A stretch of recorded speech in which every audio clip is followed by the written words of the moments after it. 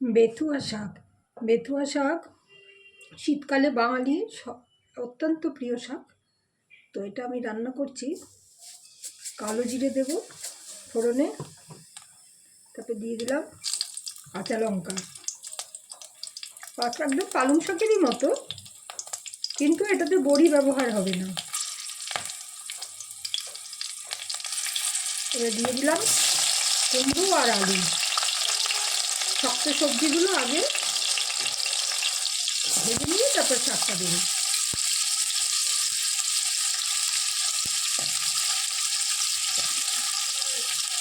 কুমড়ো, আলু আর মূলো।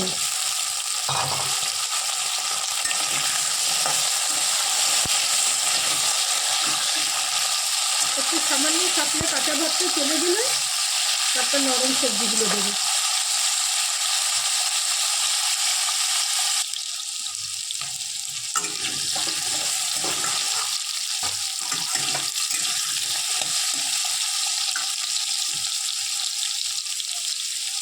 নুন দিয়ে দেবো,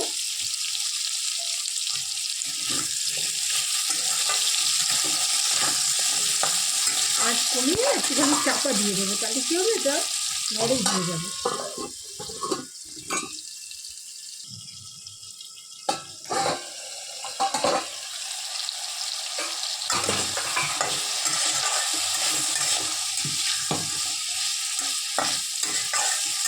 কাঁচা ভাতটা চলে গেছে। এখন এই যে শিম আর বেগুন,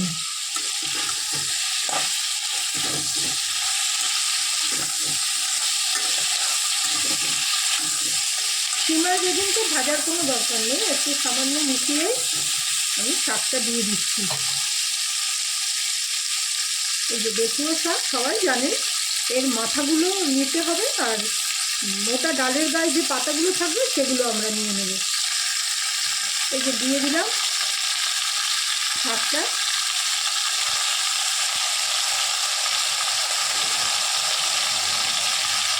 অত্যন্ত সুস্বাদু, জনপ্রিয় বেথুয়া শাক। আর এটা আরও জনপ্রিয় কারণ সারা বছর তো আর পাওয়া যায় না। পালং শাক কিন্তু আজকাল সারা বছর পাওয়া যায়, কিন্তু বেথুয়া শাক কিন্তু পাওয়া যায় না।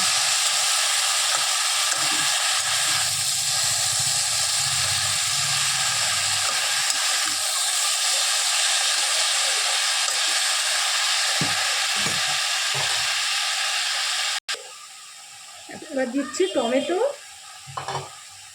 আর নুন।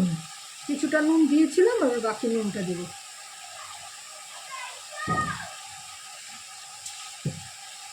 এক চামচ চিনি,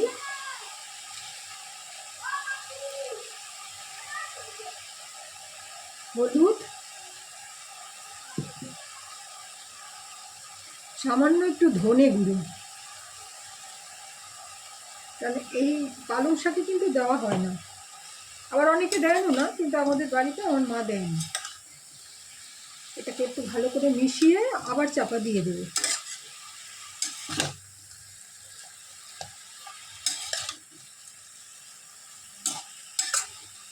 মেশানো হয়ে গেছে, এবার এটাকে একটু চাপা দিয়ে দিচ্ছি।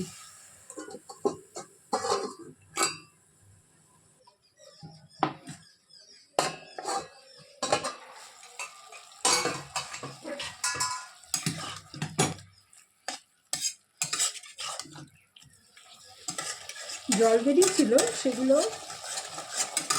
অনেকটাই টেনে এসেছে। এবারে কী করবো, এই কুমড়ো একটু ভেঙে ভেঙে দেবো। টমেটো তো পুরো গলে গেছে। কুমড়োটা ভেঙে দিলে কী হয়, তরকারিটা মাখো মাখো হয়। পুরো শুকিয়ে দেবো না, সামান্য রসা রসা থাকা অবস্থাতে এই রান্নাটা নামিয়ে নেব। খুব সুন্দর গন্ধ বেরোচ্ছে, দারুণ রং হয়েছে। আপনারাও করে দেখবেন যারা করেননি আর কি। আমার চ্যানেলটাকে সাবস্ক্রাইব করে দেবেন, লাইক করবেন আর কমেন্ট করবেন। এবার আমি নামিয়ে নিই। তার আগে যেটা দেবো, একটু ধনে পাতা, ডাটা সহ ধনে পাতাগুলো দিলাম।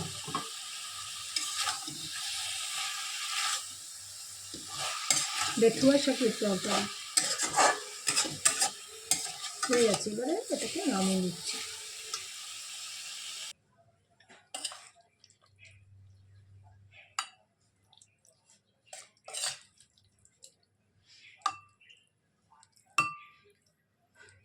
এই শাকটাকে ওই জন্যই কোনো কুচোনোর প্রয়োজন পড়ে না, ওই ডগাগুলো আর যে পাতাগুলো থাকে সেইটা, কেননা শাকটা এত নরম ও গলে যায়।